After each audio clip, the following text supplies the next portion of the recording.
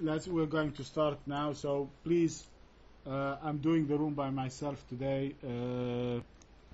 So just hold off your questions when I'm done with the instrument, and I'm going to say if anybody has any question, please feel free to ask it. So just wait until I'm done, and then ask your questions if you would, please, and I'll be happy to answer it. Okay, so as usual, we're going to start looking at the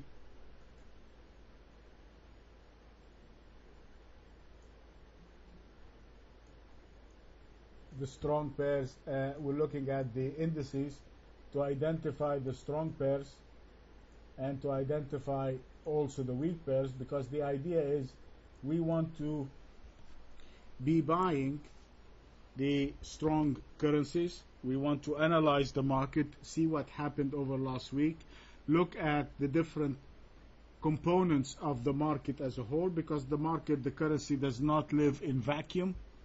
It doesn't trade in vacuum. There is a lot of things that contribute to the currency's strength or weakness. And of course, since, as you all know, dealing in foreign exchange, you're dealing with the dollar yen. If you buy the dollar, you're basically selling the yen. So you're selling the yen, and with the money that you get from the sale of the yen, you go and buy the US dollar. And therefore, if you're selling something, you want to be selling the weakest of all currencies so that you can ensure that it will decline as far as it can possibly go. And also you will want to be buying the strong currency, so on the hope that it will be going as high as it can possibly go. And of course, if you're buying the strong on the hope that it goes as high as possible, and you're selling the weak on the hope that it declines as fast as possible, and you are capturing now the difference. So the weaker it is and the stronger it is, then the difference between those two is going to be greater. Thus, your reward or your profit will be greater. So that is why it is important for us to identify strength or weakness, rather than just going in and trading or buying the instruments that we favor. So now for the guests that are joining us for the first time, this is our radar screen, which I'm going to be populating during the session. There is what we call the long point, the short point, the structural long, and the structural short. These are your buying point and your selling point. I'm going to, in the next 50 minutes, I'm going to explain to you. But write these numbers, open yourself a spreadsheet and write these numbers. Put long point, short point, structural point, and structural short, long stop, and short stop. And fill in these numbers while I'm going at it, so that, and then we're going to discuss it. I'm going to give you a short explanation in the session break. Okay, so the first thing we start with is the dollar index. And the dollar index, as you guys have recalled, we have been talking about it for the last several weeks. We are now still, we are in what is called a bottoming pattern.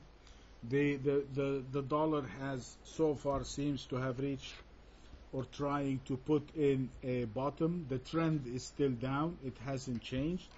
But as you see this kind of weakness that comes up by developing lower highs and higher lows, this is a weekly chart. You can see now it's giving us this kind of pattern, and that is an indication that the market is now neither going down nor going up, and that is an indication that the market now is in the process of changing its mind, or deciding, if you will, on a course of direction going into the future. But still, the original trend or the major trend is still to the downside. But with that kind of pattern, I will not be looking at shorting it, because as you see, this is a higher low, then this low, and now we're setting the third highest low, and that again is to me an indication that the market is not planning to go down. So I will not be going short too much of the US dollar, and as you can see now that the dollar closed the week at 78.56. We have broken the structure which is below the 79, and that was the move to the downside. Now we have turned and closed the week at 78.56. Also, a very interesting observation, which is our long-term system, which is again based on price behavior and structure. You can see that on Friday, that short that we took below the 79.05 has been closed on Friday at the 78.56. That closure is one of the signs now that the market is behaving or changing its behavior. Now, guys, one thing I just want to impress upon you, remember we have identified the 79.05 to go short because it's a historical point going back to October 2009, and right here it is a structural failure, and you can see that the software again is following exactly our rules. It is taking the short exactly at the structural point. Look, as the short is 79.02, while the structural point that we have identified historically is the 79.05. That, when you're able to identify an entry like this by pointing your finger, and you find that the software you're using confirms to you is such an aid to your decision-making process, that is a comforting feeling that you know now what the trade or why you should be taking a long or why you should be taking a short. And I usually, when I see something like this, I actually my heart sings, because I know now that we are on the right path. So right here we have now our short that we took from the 79.05 has been closed. We are closed it at 78.50, so we're up about 50 pips or 50 basis points on that, and that is the beginning indication that the dollar now is strengthening and turning into a buy. It is no longer a short. So that is a sign that the dollar is strengthening. So the second currency that we're going to look at is the euro, which we know from last week that it actually was strengthening, but we had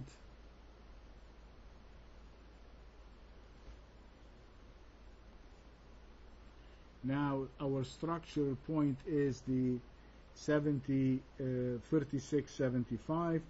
We felt that the euro is weakening last week, and it's still, even though we did not have the capitulation, but it's still closed at 135. It made an attempt to go above the structural point, but it failed, and this is quite a weak close. So we should be looking, this is the weekly chart, and if you look at the daily chart for the euro, you can see now that we closed the week at 135.47, but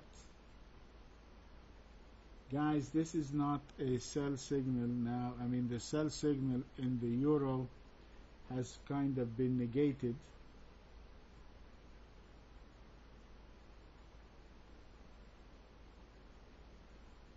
because we did trade as low as 134.92, only to turn around and close the week at 135.47. So believe it or not, guys, this might be a kind of a buy signal or a short-term buy signal in the euro.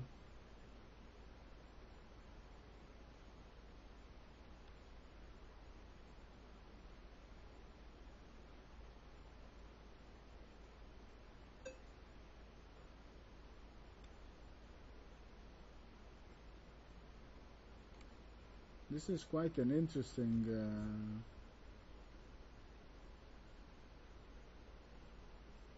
29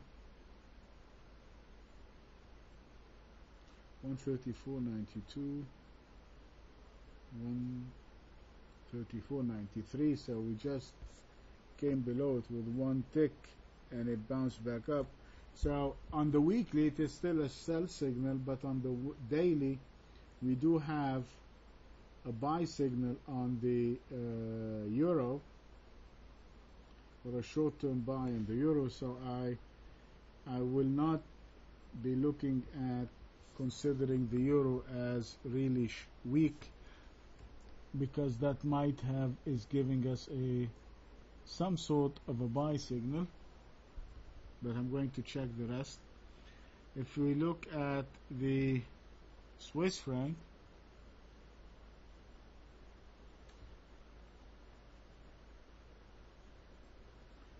that is quite weak. We do not have any buy signals in the Swiss franc. It is closed the week at 102.81. This is quite a weak. This is the index of the Swiss against all currencies. This is a major sell signal on the Swiss. It is not yet a complete trend change to the downside, but it is a major sell signal. Our trend change is going to, which is the upward trend, is going to turn down below the 102.21, so we're just 60 pips from a trend change.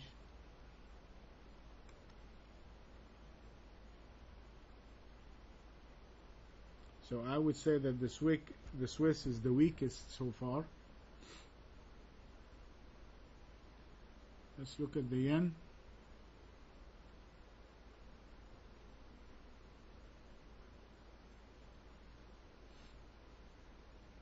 As you see from last week, we have identified the yen to be extremely weak. We have 3 minus signs over here on the yen from last week. We identified the dollar was very strong. We identified that the pound is second in strength, and that the yen was very weak. And you can see now the outcome for the day or for the week was a major decline in the yen. And you can see that it is sitting now at one of our structural points, which is the 119.43. The software, the long-term software, is already now short the Swiss franc the Japanese yen as of yesterday. This was the date that the short on the yen was taken, was yesterday. So technically now the yen is the weakest, and we also have, as you can see, also yesterday we had a sell signal in the Swiss and in the yen. And this exactly by looking at the chart we identified that we have a sell signal in the yen and in the Swiss franc without even looking at so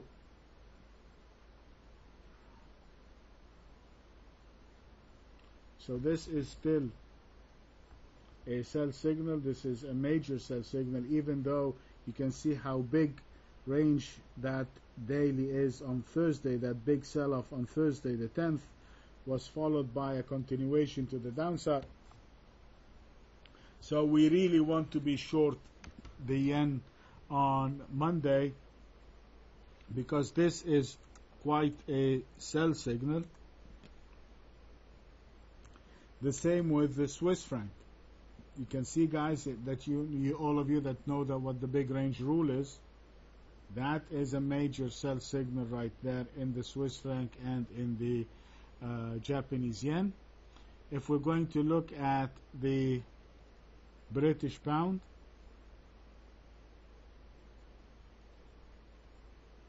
yes, the British pound was not particularly weak last week. It is kind of still on the strengthening side, but as you see, it has 2 pluses, so it wasn't considered too strong. But this here is that close on the daily chart is a minor buy signal for the pound, And of course, when you go to a bigger time frame, you'd see that the last week trade in the pound was an inside week. It's a neutral week. It is a week that didn't really go anywhere. So that if it doesn't go anywhere, it doesn't have a decisive direction, then the odds are it is going to continue in the same direction. And in this case, it is to the upside. So since I have a neutral week on the pound,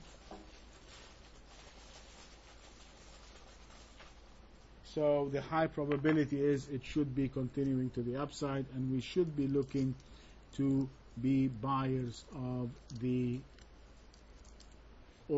second choice to be buyers of the pound. So we have the dollar as a buy, the euro as a buy, and then the pound is kind of neutral. So dollar, euro, pound.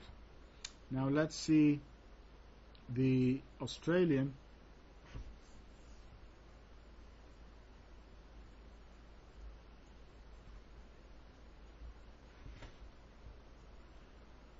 The Australian failed one more time to trade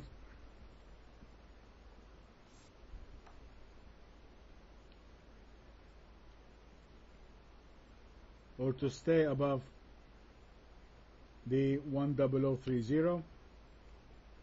This is the second time on a weekly base that it has failed to stay above the 1003. It is now a beginning of creating, if you will, a profit take move to the downside.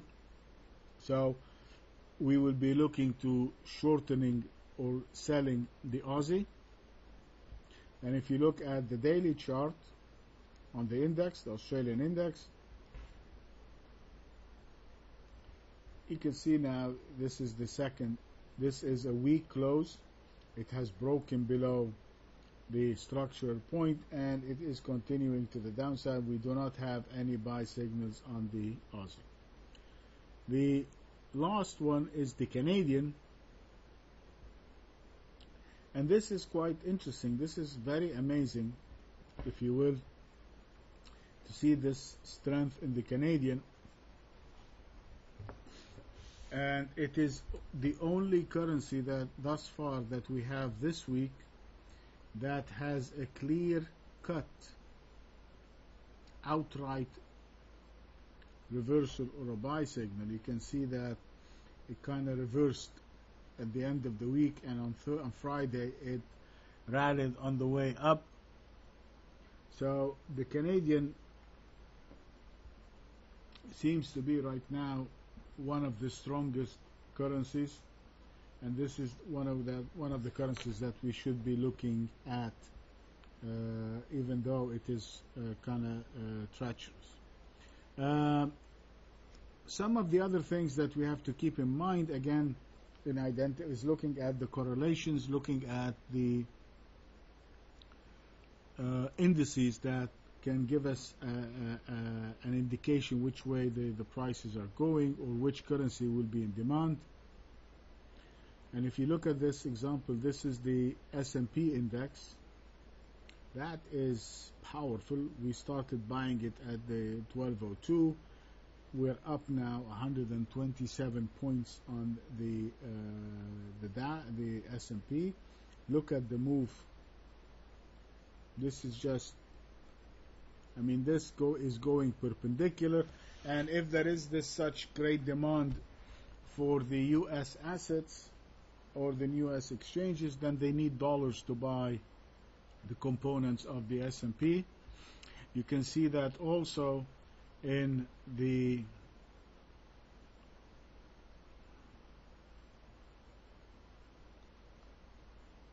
gold that now has turned neutral. Gold is now only £7 above a trend change. This is a major. If it trades below 1353, that could be the beginning of a big sell-off in gold. The same thing, silver is still on a buy, but it is also weakening.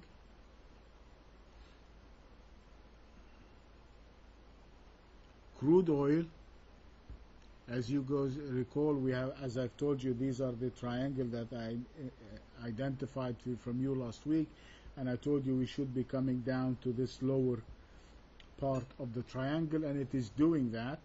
It is, again, the crude oil and the dollar is actually playing exactly as we at least we are able to identify it correctly, that says, and now it is narrowing and it's contracting. So thus far the crude is also in a neutral pattern. It hasn't broken up to the upside. On the contrary, it's just declining. It is now at the bottom end of the range, and it is still in a range, so we'll be looking to, again, could be scalping it on the either to the upside, or so right now we might have a minor buy signal in crude oil.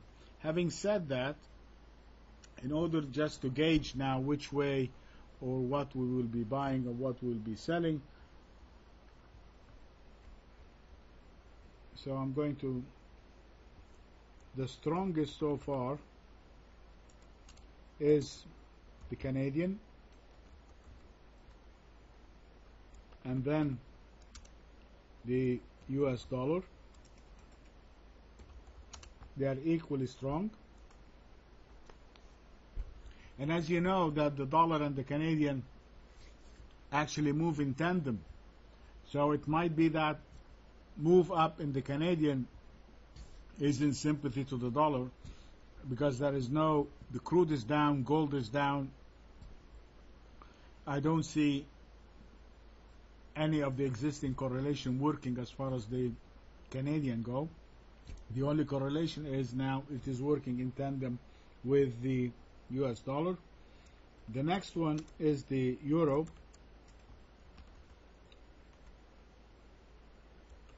and the British pound. The weakest is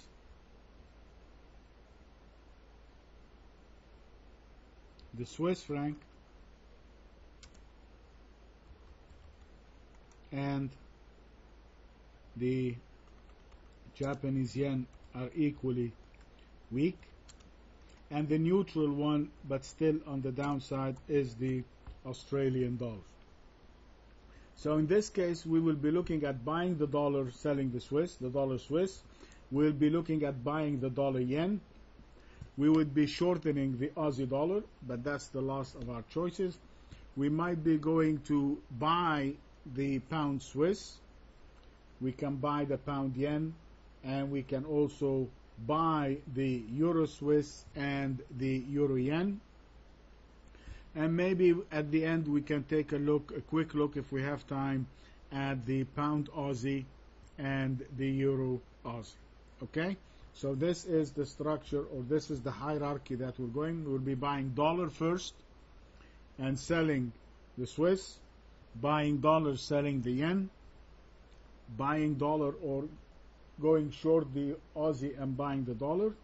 We'll be looking at buying the euro yen and the euro Swiss, the pound yen and the pound Swiss, and then